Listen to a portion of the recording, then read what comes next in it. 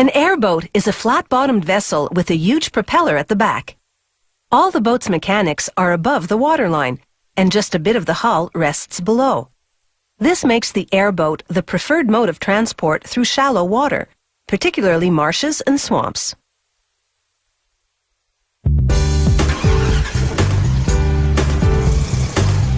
To steer an airboat, large vertical rudders direct the propeller's airflow.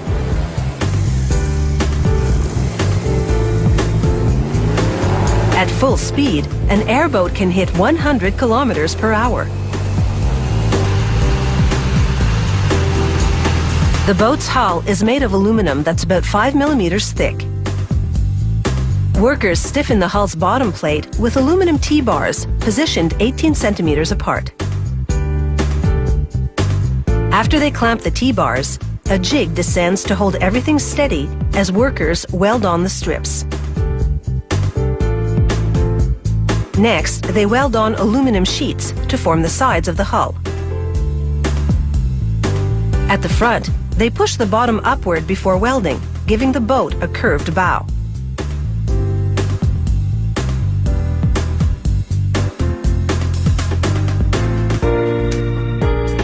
They complete the hull by welding on a sheet across the back to form the transom.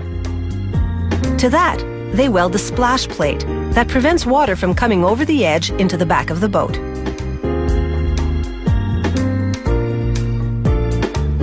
Next, they weld various parts to the front of the boat to reinforce it structurally and to create a covered storage area. Once that's done, they screw a thick sheet of high-resistance polymer to the bottom of the hull.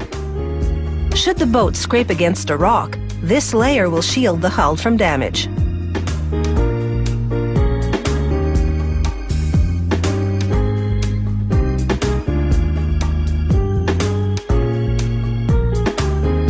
Once that's secured, they paint the inside of the boat with a blend of epoxy and paint.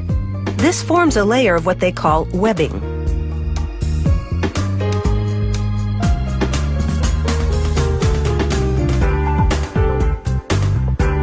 On the outside of the boat, they apply a coat of primer, followed by 2 coats of durable marine paint.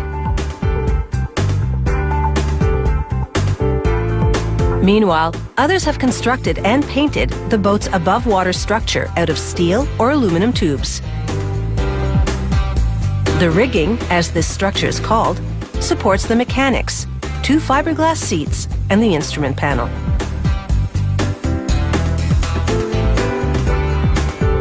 They mount a belt-driven reduction unit to the boat's gasoline engine. This unit reduces the propeller's speed in conjunction with a pre-assembled set of gears. Without it, the propeller would turn at the same rate as the engine. This would exceed the propeller's operating limits and destroy it. The engine is now ready to take its place at the rear of the rigging. Heavy-duty bolts secure it. Under the engine goes a 190-liter fuel tank.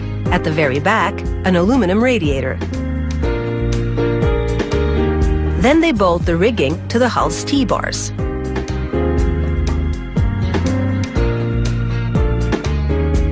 Next comes a floor panel and a 3-passenger bench seat with a storage compartment underneath.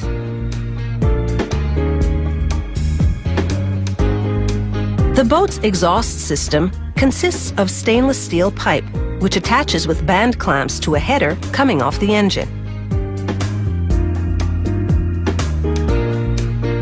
The other end leads to a stainless steel muffler. From that, an exhaust pipe runs out the rear of the boat. Next, they mount the propeller guard, a stainless steel safety cage that surrounds the engine and propeller.